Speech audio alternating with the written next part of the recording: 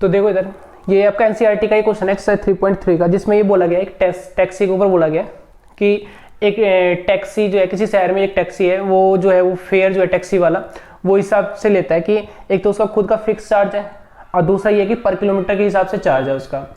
तो कह रहे हैं वहाँ पे कि अगर कोई वो अगर 10 किलोमीटर ट्रेवल करता है कोई उस टैक्सी से, तो उसके लिए वो जो पे करता है वो 105 पे करता है, और अगर वो 15 किलोमीटर उसी से मतलब टैक्सी से अगर वो 15 किलोमीटर जाता है तो उसके लिए पे वो कितना करता है 155 करता है।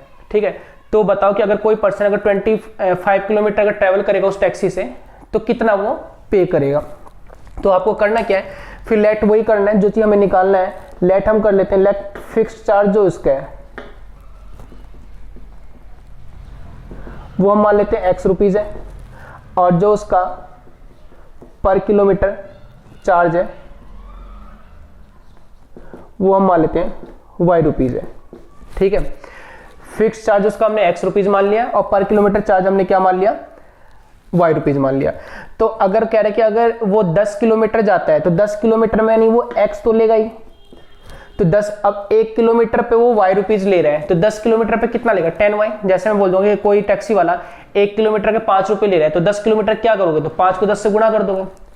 तो ऐसे y किलोमीटर मतलब कि पर किलोमीटर y रुपए ले रहे हैं तो 10 किलोमीटर कितना लेगा 10y। तो टोटल फेयर जो बन जा रहा है उसका वो बन जा रहा है 105 अकॉर्डिंग टू क्वेश्चन, प्रश्नानुसार। ठीक है, 80 को लिखना है आपको।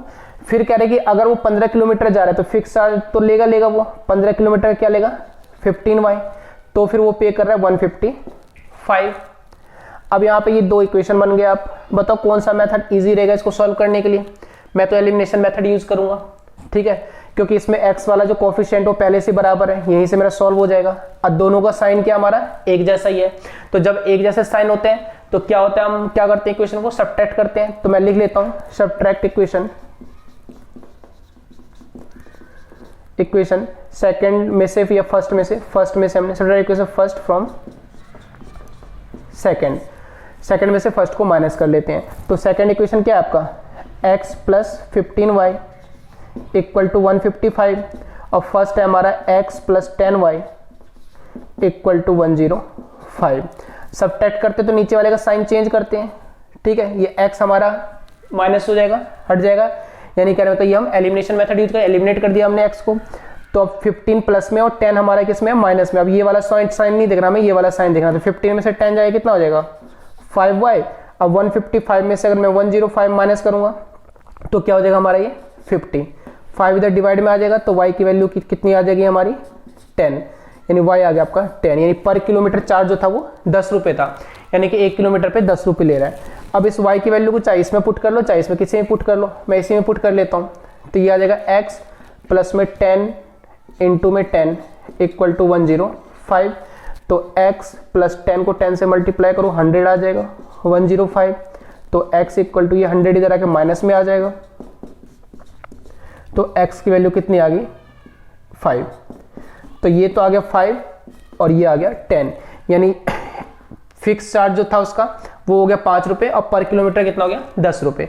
अब क्या पूछा उसने कि 25 किलोमीटर अगर कोई पर्सन उस टैक्सी से जाता है तो कितना फेयर पे करेगा। तो देखो इधर, तो 425 किलोमीटर यहीं पे लिख लेता हूँ 425 किलोमीटर। अगर 25 किलोमीटर जाएगा तो कितना आ जाएगा, तो फिक्स चार्ज तो लगेगा ही उसका 5 रुपए तो लगना ही लगना है, प्लस में 25 किलोमीटर 25 और 1 किलोमीटर पे कितना लगता है 10, तो इंटू में 10।